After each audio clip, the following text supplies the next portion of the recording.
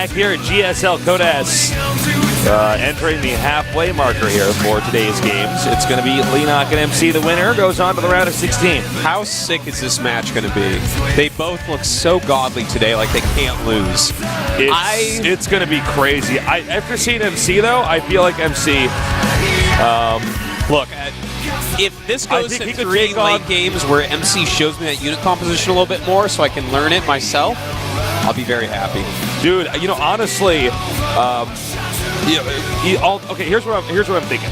Let me reorganize my thoughts. Leenock, really good with the Brood Lords, really good at rushing to that. Yeah. But MC clearly capable of dealing with an endgame Zerg. Yes, clearly he Clearly is. he can do it. God, he's so I wonder what neat. Leenock was thinking watching that game. I think he's like, what? Yeah, he's like, It's like, no one on FXO uses that unit composition.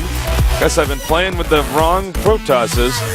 Well, MC is in a league of his own, Tasteless. All right, get ready, guys. As game number 1 between these two and match 3 here is about to go underway on one of our new maps, Akalon Flats. That's right. Let's do it, Tasteless. Let's do it, guys. Wait, I'm not ready yet. Okay, now we can do it. All right, let's do it. Here in Seoul, we have the best StarCraft 2 players in the world duking it out so that 1 out of 32 can become the champion of the GSL Codes.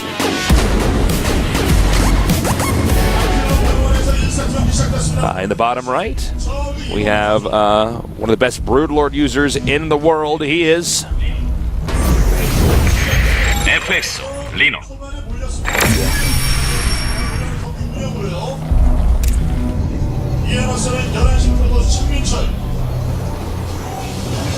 And in the upper left, we have our Protoss player, the Boss Toss. He is... SKMC.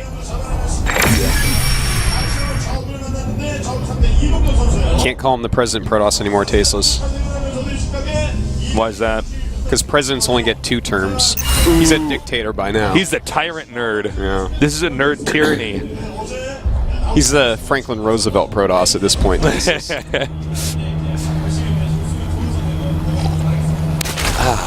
Good drink?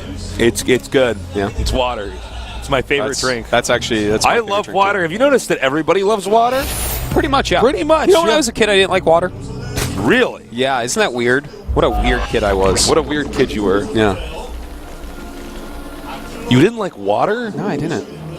Was the water in like The New water in my Hampshire's house, bad, or my tap water tasted like crap. Actually, I found out later. what was the event we did? Location where the water tasted bad in the States. It was Orlando. yeah. Orlando, right? Maybe. It was Orlando, I think. I just drank the water. I was like, oh my god, this like. I was trying to drink the water and it was terrible. Sorry, Orlando. You guys have crappy water. All right, planning a pylon here. I'm not saying sorry for that. Actually, It's not my fault. I'm going to apologize for anything. All right, so.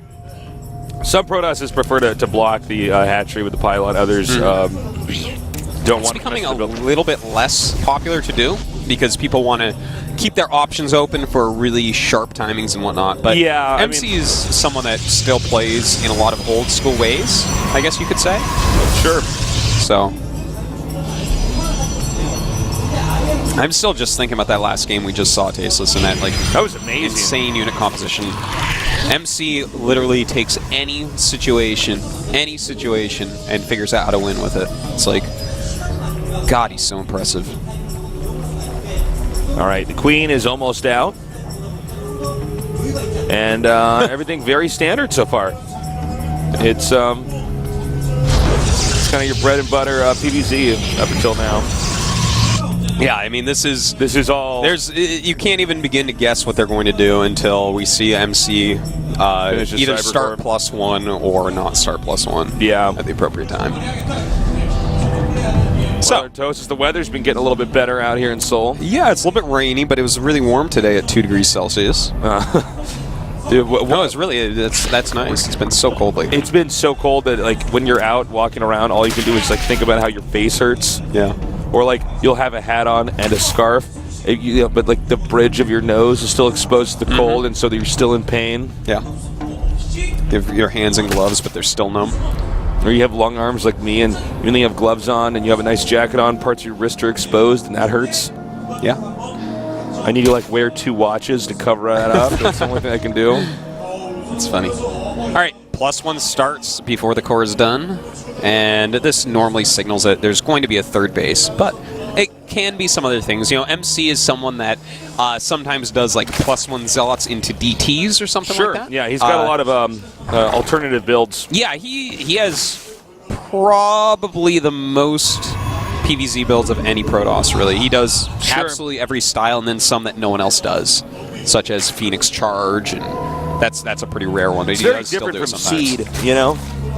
Yeah, you know, Seed, it's funny because Seed has his own style and plays in his own way, but there's like 3 or 4 things that he always does, you know? All right, 2 extractors on the way. Actually, more than that. Yeah, 3. He's taking one at his expansion as well. Yeah. Always good to get the Stalker out like this, because, you know, it's so fast.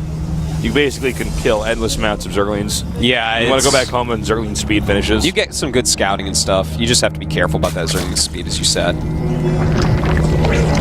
Protoss is kind of funny like that. Like, in a lot of these builds, you end up with like 1 or 2 units, a Zealot and a Stalker or something. Yeah. And then you have to make it work with that. I mean, you don't want to lose the Stalker no matter what, because it's so handy for picking off Overlords and taking out Lings. That is very true.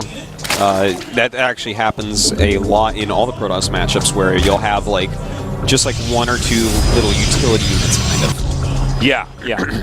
Well, MC kind of playing this a little bit like Entombed Valley right now, just walling off that third base. You know, there are the rocks in between, but it's not on high ground, so it's something that if Leenock had wanted to go ahead and get aggressive on him, then it's harder to hold than Entombed. So it's not quite Entombed, but there are some similarities as we're seeing here. Well, you know, with Leenock here, all right, actually, let's play a game here. All right, if you're Leenock's coach, Leenock's about to go in this, you both just watch that match. Yeah. What do you do? Well, I think that you let Leenock do his own thing, because Leenock is also one of these, like, force of nature players where he can just play and, like, force his will upon you and just win the game from ridiculous circumstances with almost any strategy. So, I mean, I think these two are just a great matchup. It's so cool to see a matchup this good this early in This is how good Code S is, man. Like, yeah, it's what it's saying. He can actually box these roaches in. Oh, that was also a good solution, too. Yeah. Making it impossible to actually get close to the cannon. And notice that, as mentioned before, it's got similarities to Entombed, but he's able to do a little bit of damage to the wall. Well, there's no high ground. Yeah. In that location. It's just a little bit easier to attack, but it's not like he was ever going to do real damage there. MC has plenty. But he does force some more cannons. He's made MC think that this might be like a big, full-scale attack, but in fact it's not. I like the hallucinate as well. Yeah, that's really smart. I feel like we should see hallucinate more in pro matches. Yeah, I feel like... It's like, I don't understand, like... Anytime you have a bunch of sentries, hallucinate for 100 minerals on 100 gas and such a quick research time, you will end up using it a few times. Well, especially, like, even in the last game we saw with MC, I'm not trying to knock at MC, but, for instance, last game, there was a static period for quite a while. He could have just kept hallucinating... That's true. You know, I think in the late game, I find, because I've been trying to use a lot of hallucinate, and I find that in the late game, sometimes it's hard to remember to get it, because you don't even remember where your core is some of the times, you know? Yeah. Just like, it'll be on an area that you don't really have hotkeyed, and you know, it's just like a part of the screen you're not looking at because it's like end game and it's no longer matters. Yeah. All right, so MC has added a lot of gates, starting to move out a little bit. Just removing an Overlord right now. And yeah, he's bringing a probe. It looks like he wants to start put on some pressure here. All right, so he's decided to move out. Supplies are fairly even right now, and he will be teching off the back of this attack. And this is kind of a funny little army. He's got, let's see, it's 10 Stalkers and 9 Sentries with just a couple Zealots in there as well. So that's, yeah, it's a kind of funny little army. He's just, the first failed force fields really from MC that I've seen in a while. You know, he might be able to kill something off, but I feel like The way that Leenock is doing this is very smart. He's slowing MC's attack down so that he can get enough units to hopefully deal with this. But MC has so many sentries now. Ooh, again you missed. Damn. All right, he's gonna have to get in over here. Now these roaches can take out the pylons back over here. Meanwhile, a small counter, which you should be able to deal with just fine. Yeah, that counter isn't a huge deal. It'll do some damage, but MC is very nicely taking out this base. Now, will MC continue this attack? Or is he actually going to go ahead and back up? It looks like he's going to continue, but we have burrow and burrow movement on the way, which are going to finish pretty soon. When those are done, this army might be able to get picked apart if Leenock has enough supply left over. So MC's going to kill as much as he can right here, and in fact, beautiful force fields going down. Going to pick off a ton of these roaches. All right, I need to get up onto the high ground and cut this off. Yeah, good force fields right there, pushing those roaches back. But Burrow's speed is done, and Burrow's done actually as well, excuse me. That's right, you can start doing a lot of this burrow and unburrow under sentries and things like that. It's a very powerful move. But he does have another army coming out here to beat him. All right, so run. This could be bad for MC, and there you go, a beautiful unburrow. MC doesn't have much he can do here. When Blink is done, he might be able to save a few stalkers, but he's losing absolutely every single sentry. And even though Leenock lost the base, he now has a reasonable supply lead. Yeah, and I mean, he's got a lot of muscle as far as his army goes, too. I mean, he could probably beat back... he actually, I think, can actually potentially break down the entrance to the third base here if he wants. And in fact, right now, he's going for a Baneling Nest, a kind of interesting choice. He has no infestation pit, by the way, so that's very important to note. Yeah, he's fine staying on 2 bases for now, it looks like. And MC is actually fighting out in the open right now. He's using some great Blink Micro. And in fact, should be able to hold this off, but he's got to be really careful because if Leenock can trade roaches for stalkers right now, it's not the worst thing in the world because you don't want to be maxed on roaches at this point. This is one of these moments where Protoss could be stuck going stalkers for a while. Yeah. Like you have to get a lot out so that you can actually live through things. But I don't know that Leenock's going to continue aggression right this second. I mean, he is making more roaches wings, but... well, both guys are playing very well so far. Looks like attack and armor almost done here for Leenock. You know, this Baneling speed upgrade is quite intriguing to me. You know, he's killed off every single sentry, like 10 of them, and he's probably thinking, well, MC's not likely to go for really a lot more sentries, you know? Once you lose your sentries this late in the game, it's hard to make them because you want to do other tech things. You want to get better upgrades, you want to move towards splash damage, and like sentries are extra. Sentries and observers. Yeah. If you lose one of your first observers, then you don't end up remaking it because you still have to make Colossi or Immortals or even a War Prism. The gas is, I mean, you have to allocate your gas just right. Notice that MC doesn't have much gas right now, so that definitely could be on Leenock's mind as he's getting that Baneling speed. Kind of cautious MC right now in the middle of the map. Definitely not interested in overstepping his boundaries here. Showing some respect here too. Leenock. Leenock has yet to acquire a 5th base. He does have a 4th. He'll probably go to the upper right for his next base. Well, we do have that hive starting up now. A lot of Banelings on the way. The 2-2 upgrade's just about done, so this Baneling's going to be doing a lot of extra damage. And yeah, I mean, if you don't have force fields, there's really not much you can do. With Banelings, I guess, like getting a naked immortal and having to try to take the damage. Here we go now. Some nice blinking here by MC. Look at that. Damn. Beautiful splitting going on. And there's like several screens of micro. Yeah. We do have another little attack there up at the natural of MC by Leenock. Leenock immediately remaxing right now. But still, he's sitting on only just 4 infestors are going to come out. So he's still focusing heavily upon these roaches and lings. Now he can use his blink mic right here to pull back the weaker ones, but I think he knows better and says, all right. Now this hatchery goes down. If I were MC, I would probably pull out actually now. But it looks like he's going to go. Well, I think MC at this point has so many stalkers that he's saying, well, I just have to keep this up because he's in that situation where you're just making stalkers. You want to push your advantage, and that is exactly what he's trying to do. Infestors pop up, a very nice fungal growth. And Leenock actually starting to clean out quite a few units. MC's not really microing this army very much. Yeah, a few fungals, but definitely not everything. And does MC just have he's too got much? enough with the rest that's coming up here. Yeah. You know, Leenock started to kill quite a few off when he finally had some fungal growths, but just not enough this time. And that's going to be it. GG.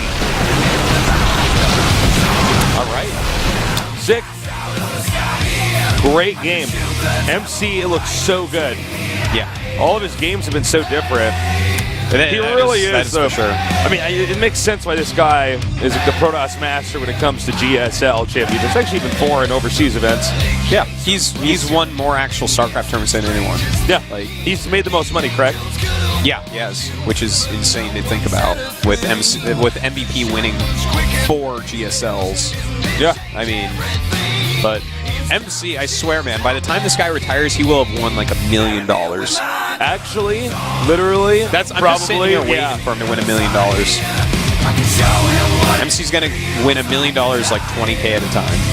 Yeah, That could take a bit. it could but take some time, but He's on track for it. He's that's on actually really course. interesting point. Is like, I wonder if you're, if you know, we keep doing this for let's say 8 more years or something. So StarCraft 2's still doing well, obviously.